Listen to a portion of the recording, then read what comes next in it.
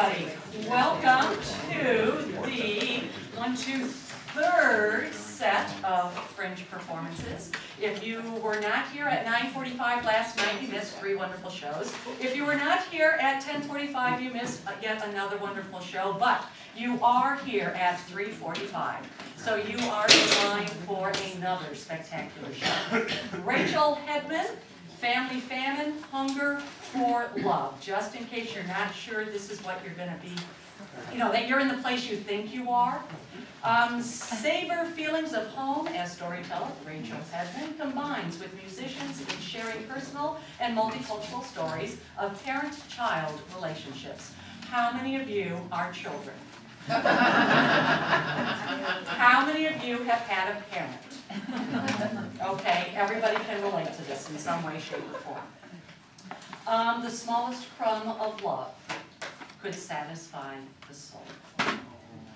Please welcome Rachel Hedman.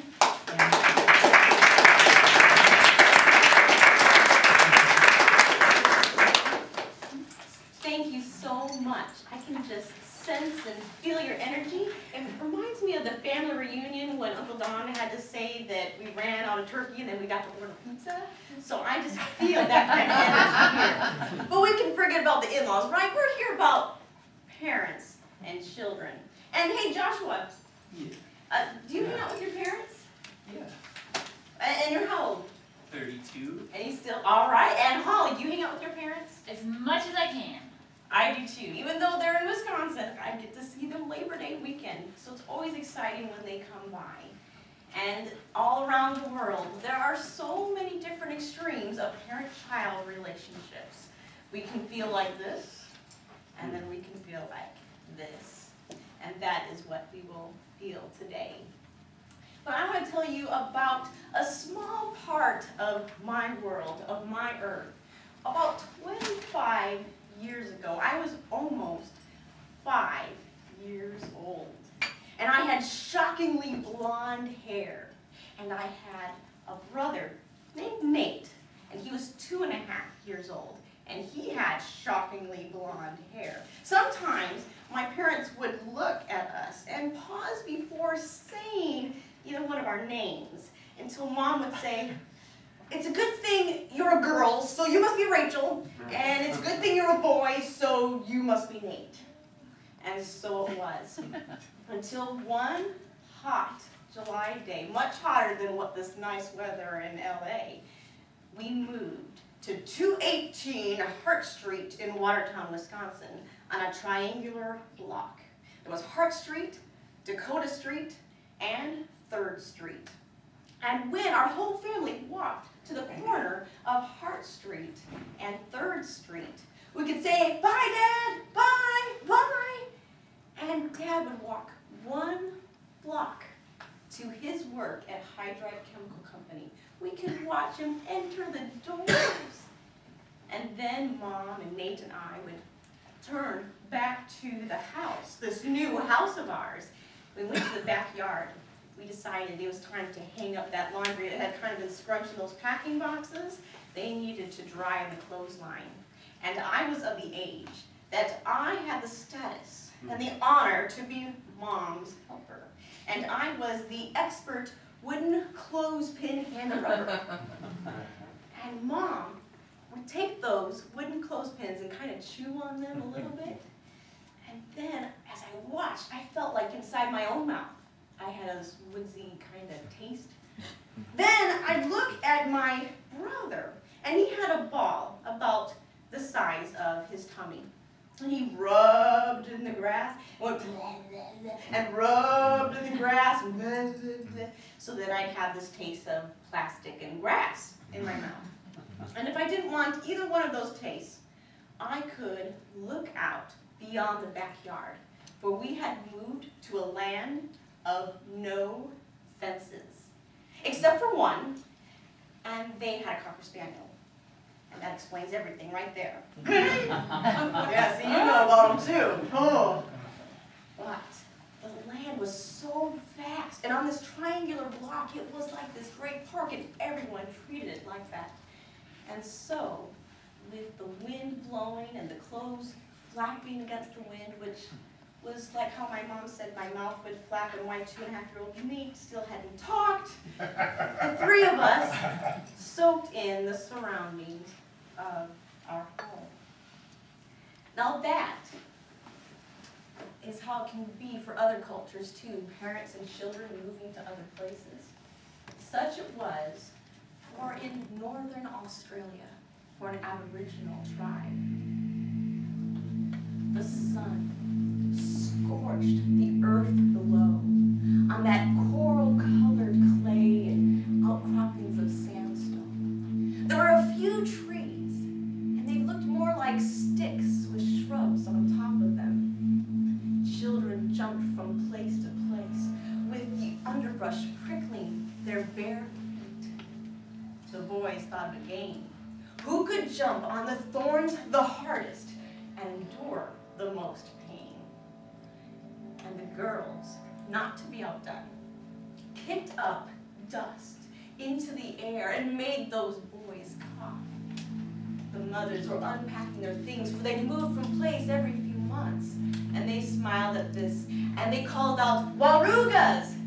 Children, you have created a cloud on earth, and we cannot see you."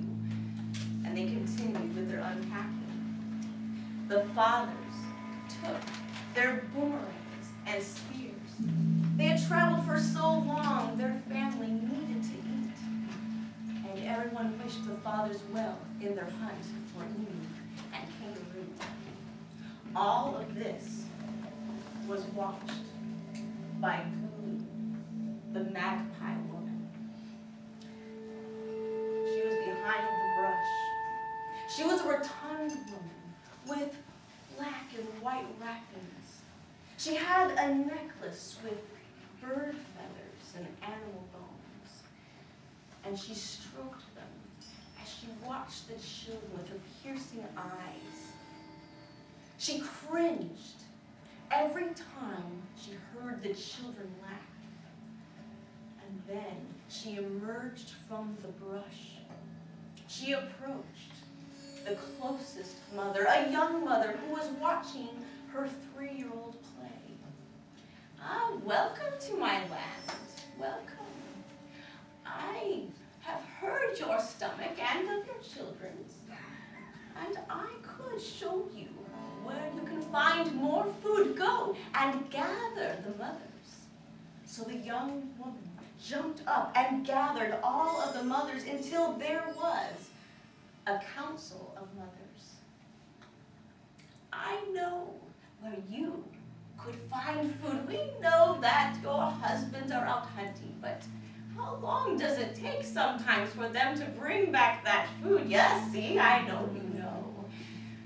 And out there are bees that hum, and that honey, oh, it will ooze down your children's throats. And there are dune seeds. You may take my flat stone and crush these dune seeds and have such powder to bake with. And there's also gruis, such fruit that though bitter at first, will then be tart, and the taste buds of your children's tongues will dance.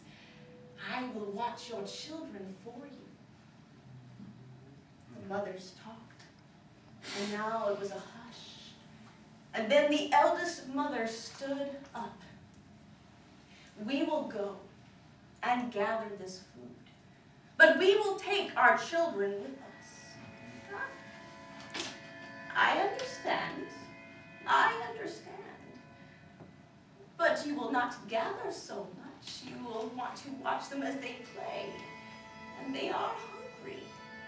I even have some dune seeds that I could share with them." The mothers talked again, and the eldest mother stood. "We will go, but you must watch them with 2 eyes." "Yes, of course, I will watch them with 2 eyes." The mothers gathered their digging sticks and sacks, and they headed in the direction that Gulu had pointed. And with the mothers gone, the children swarmed around Gulu. One of the children stepped forward.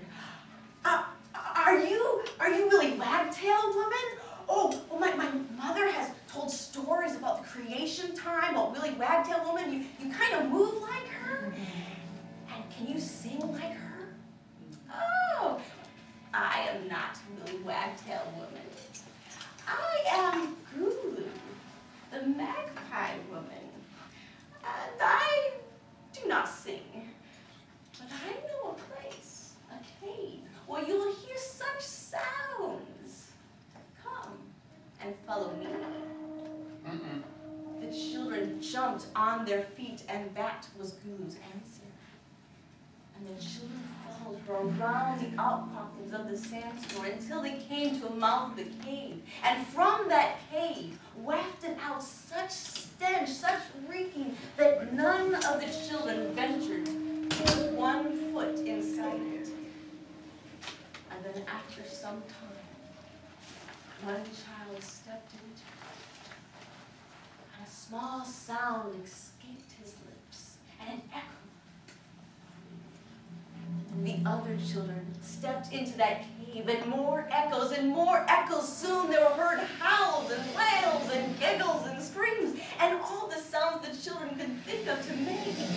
And then, at the mouth of the cave, was heard a rumble.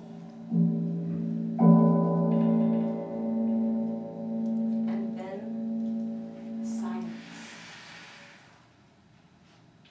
And then shrieking and cackling.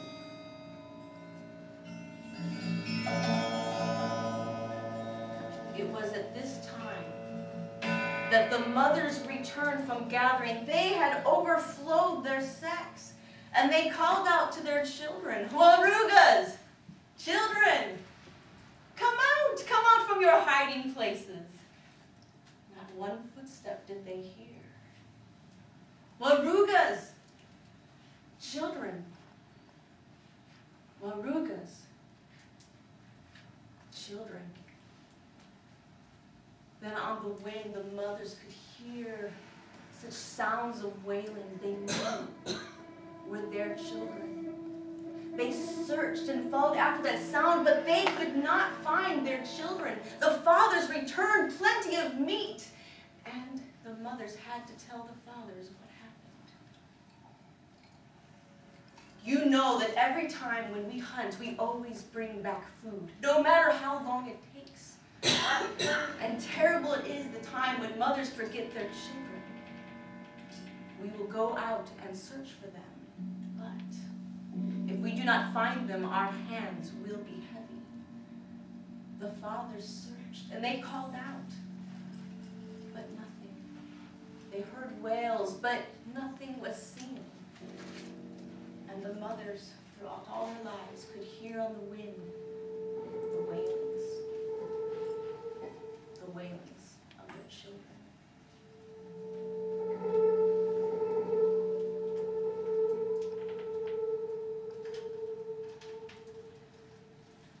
My mother did not hear a wail or a sound from my brother. And then the mom sense went, "Whoa!" Her eyes widened and she scanned. And then I watched as that 5-year-old, as she rushed into the house, slamming the screen door behind her. I looked through the screen, and there I saw her punch the numbers she had called my dad at work. I looked, and there was my dad running as fast as I had ever seen him. "Oh, we just moved here. We don't even know our neighbors. I guess this is a good time to know them." And Dad took his green rusty bike and shook it from all the things that it had packed with, and he went one way, and my mom went the other way. But before she turned that corner, she called out to me, "Rachel, stay where you are. You're almost 5. Stay where you are." So I stayed where I was for a while. But with no fences, I ran into the middle of that triangular block. And when I looked that way, I could see through the houses every so often, whoop, whoop, my dad riding his bike. I could look this way, and through the houses, whoop, whoop, whoop, there was my mom just booking it. And then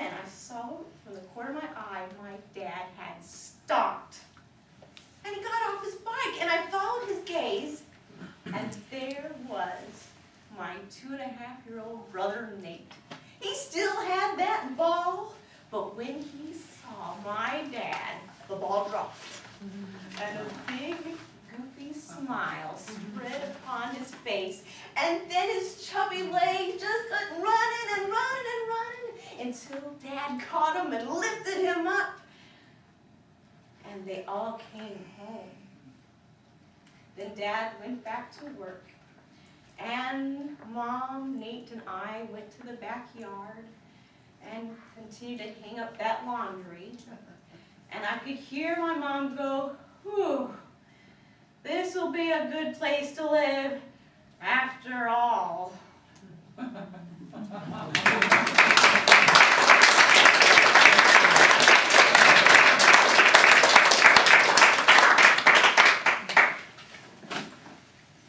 isn't that always wonderful when you can just rush into your parents' arms like that? Maybe not be able to lift us up nowadays as used to. But sometimes it feels like that happens inside us. We follow our parents anywhere. Well, there was a boy who followed his father. It was out in East Africa, in a land that today would be known as Tanzania. And for many miles, the boy followed his father across the dry grass in the savannah until his father stopped underneath a ujamba tree. And his father broke off a low-lying branch. "I am your father, and chief of the Vakashamba tribe, and you are like this stick. Little Keo must be Big Keo before he can be called a man." And then the father handed that stick to Keo. And as he grabbed that stick, his knuckles turned white. But not a word did he say. And he followed his father back to the village. Keo knew that his father ate meat while he was fed millet, what all the women were fed, and he remained small. And time had gone on, and it was time for him to take the 3 ordeals so he could be proclaimed a man. And day after day, he would go to his father. "It is time. It is time." But his father would laugh. "Little Keo must be Big Keo before he can be called a man." So Keo took his stick and a blade and carved an orb at one end. And then his stick was now a club. And he took that club, and when everyone was asleep, he snuck out into the savannah, listening for any beast.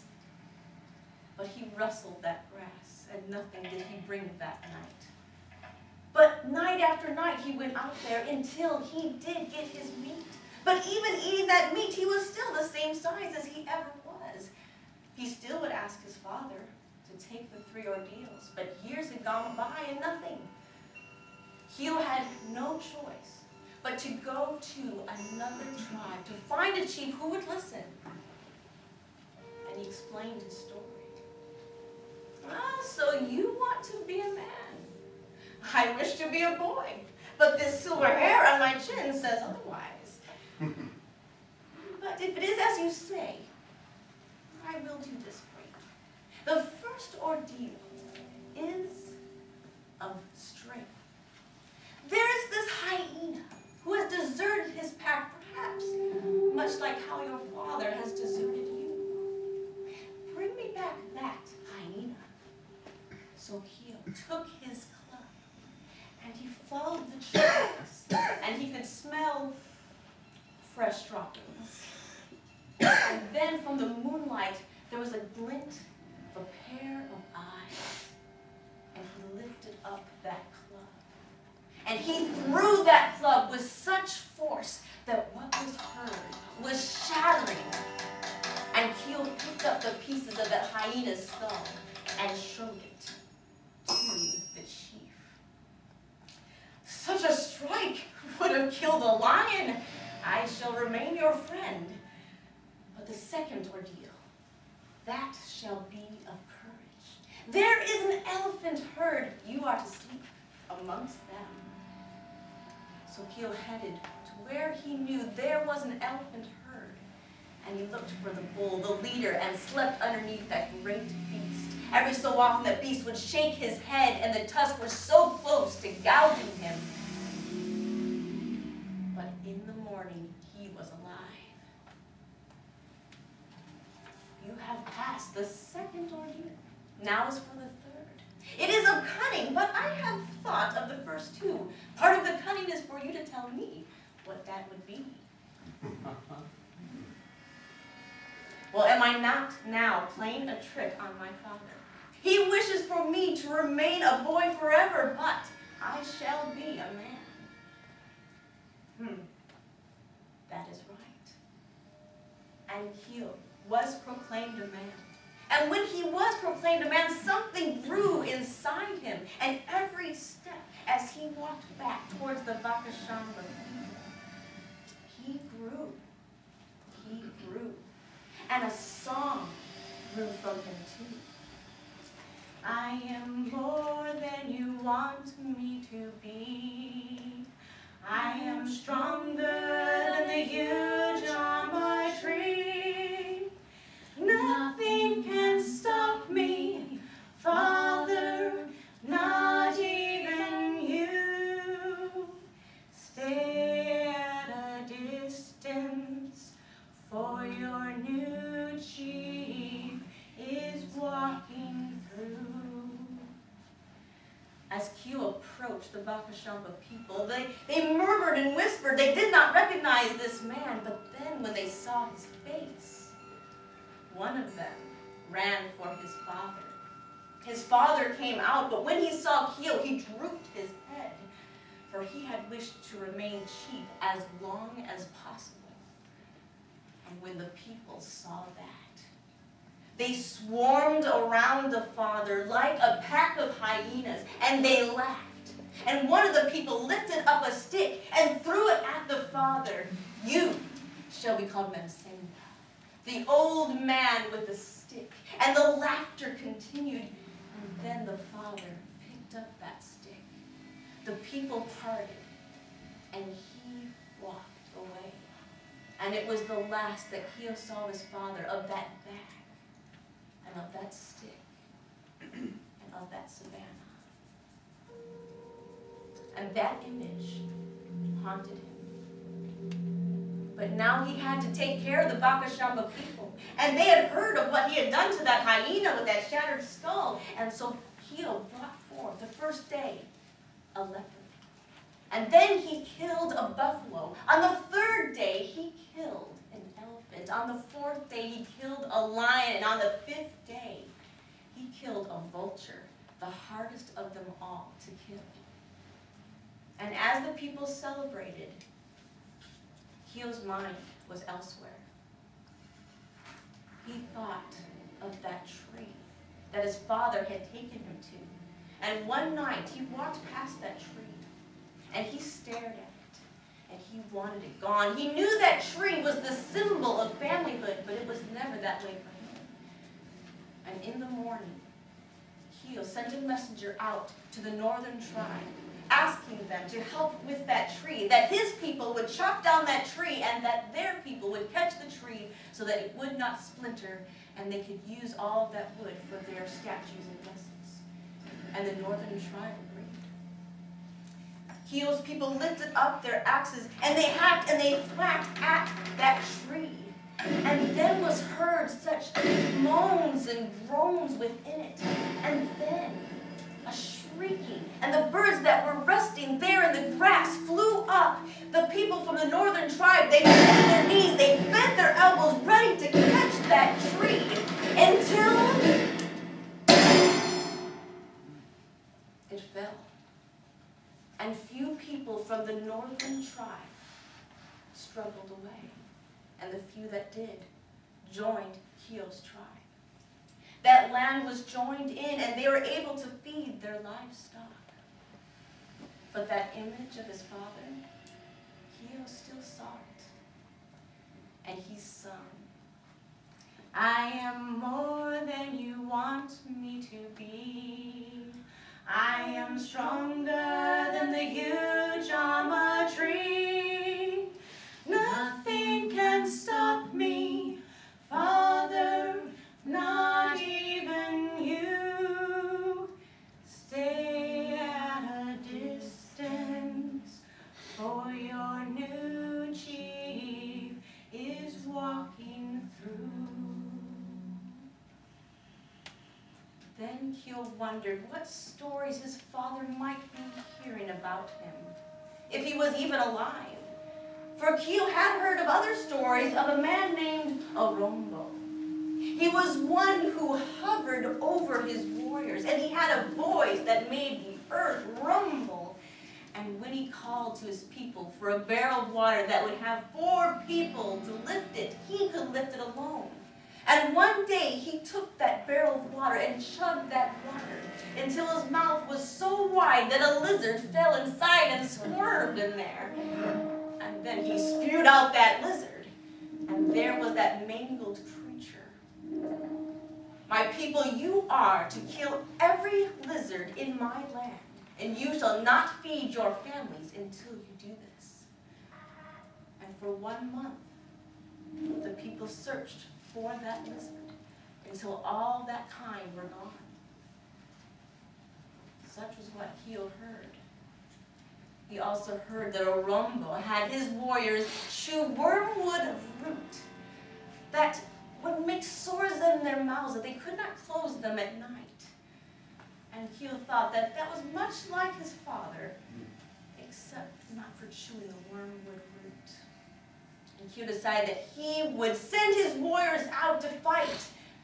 And then realizing that it was really between him and Arombo, he called a messenger to ask for the one-on-one duel.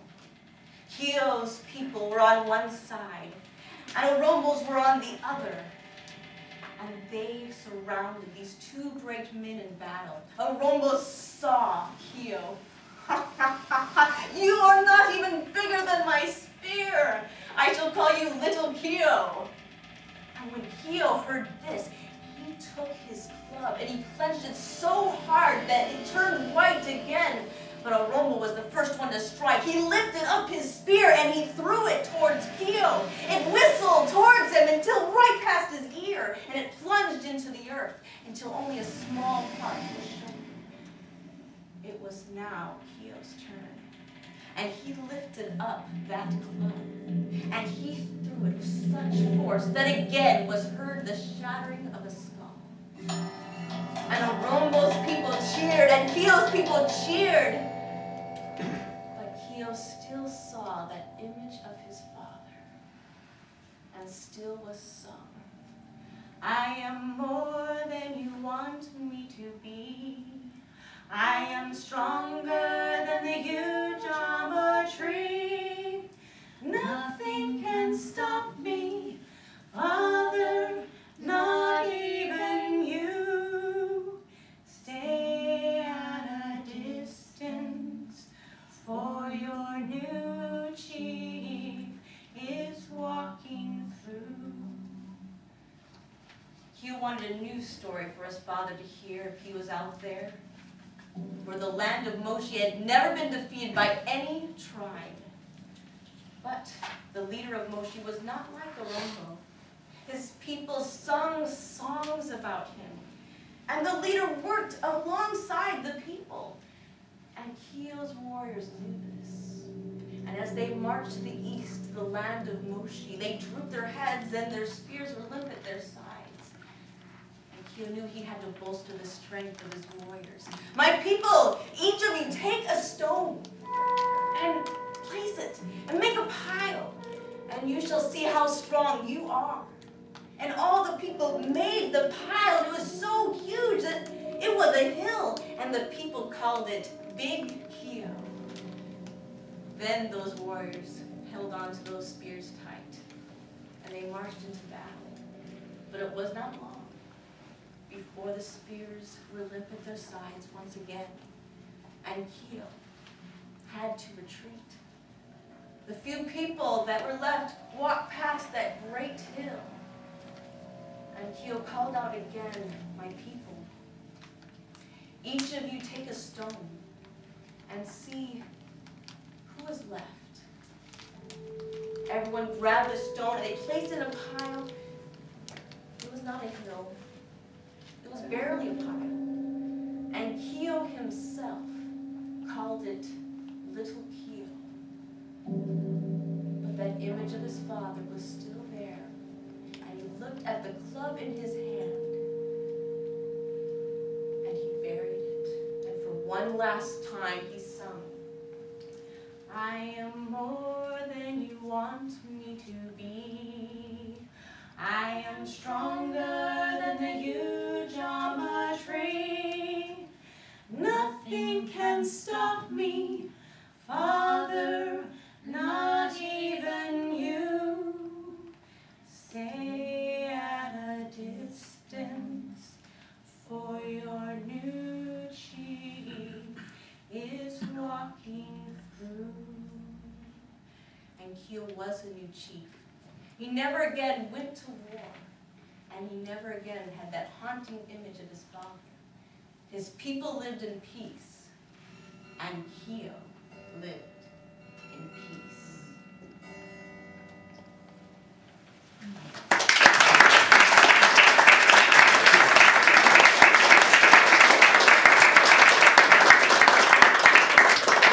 I would never say stay at a distance to my dad. It'd be the other way around. Stay at a distance, hold on, I just got back from work. I know it's a block walk, but it's still, I'm some huffing here. But so it is. But there's also mothers too. And this story comes from Japan and about how close can you really get.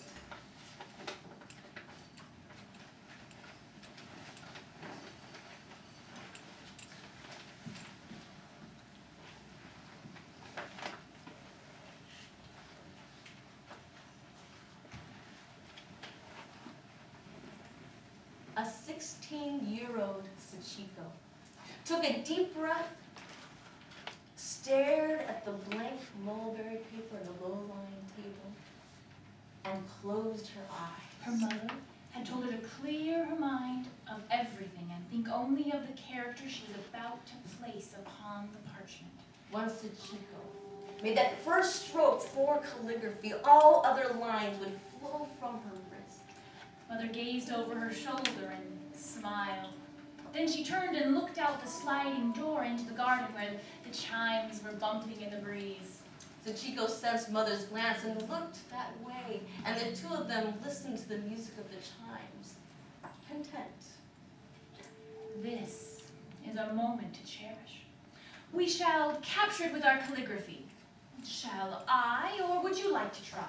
Sachiko scrunched her bare feet to make room for Mother to sit by her on the floor. Aha, I know your answer.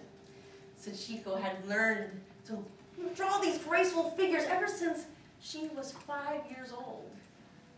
But Mother's skills surpassed Sachiko's.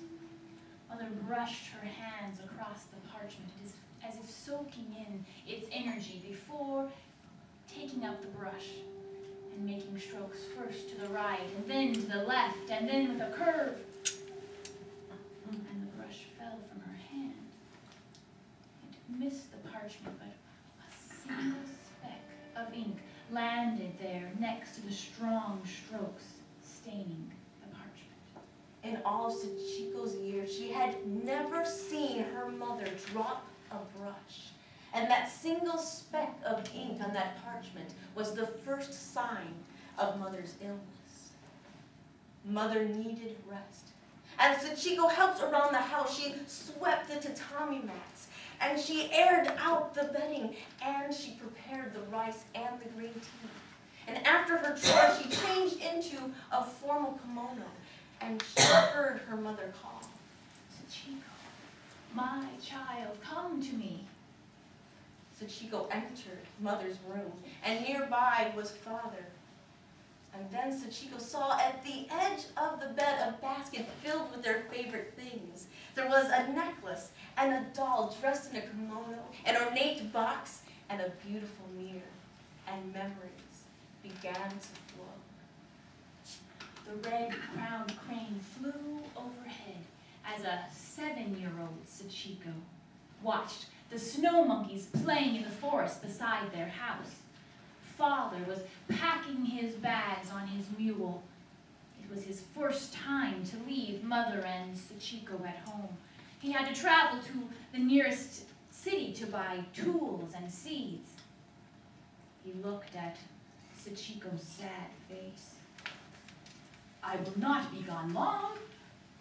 Already in the south, the cherry trees blossom.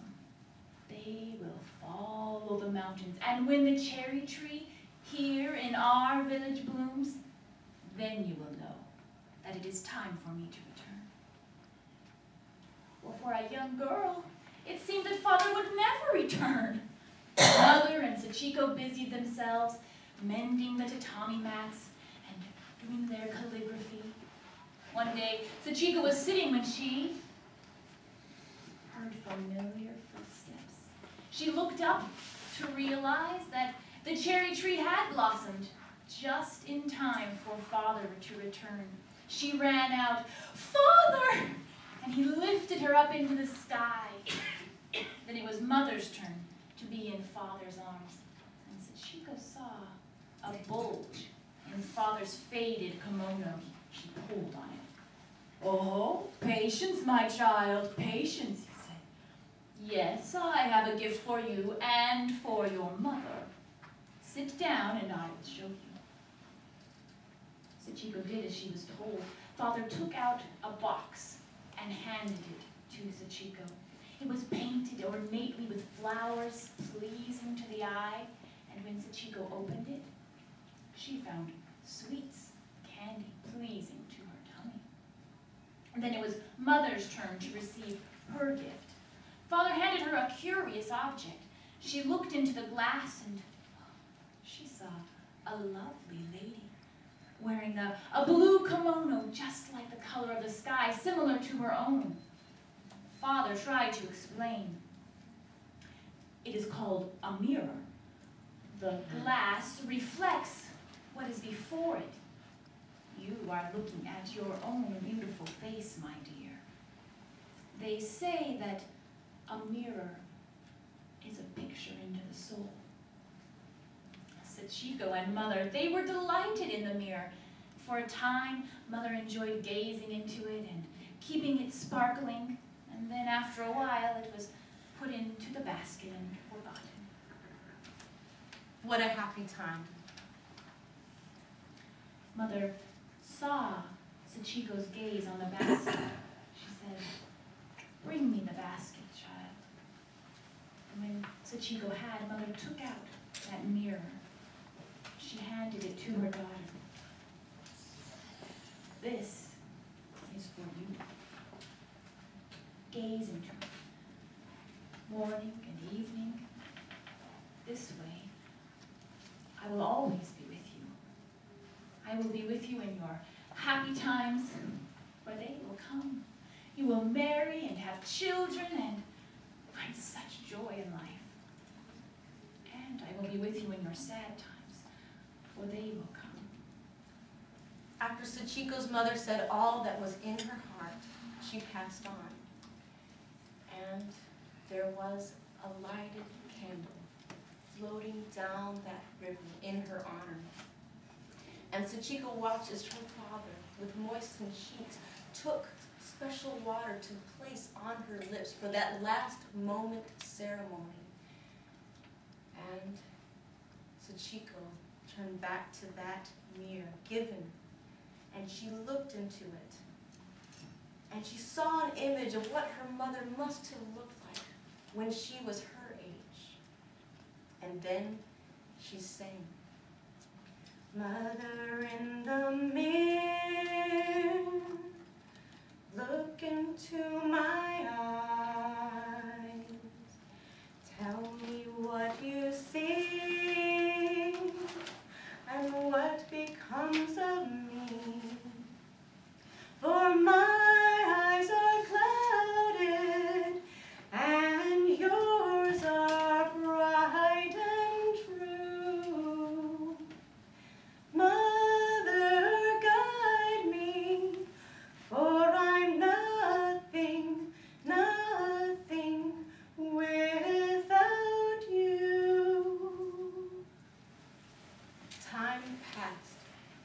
father remarried, and people in the village whispered that the new wife had cast a spell on him.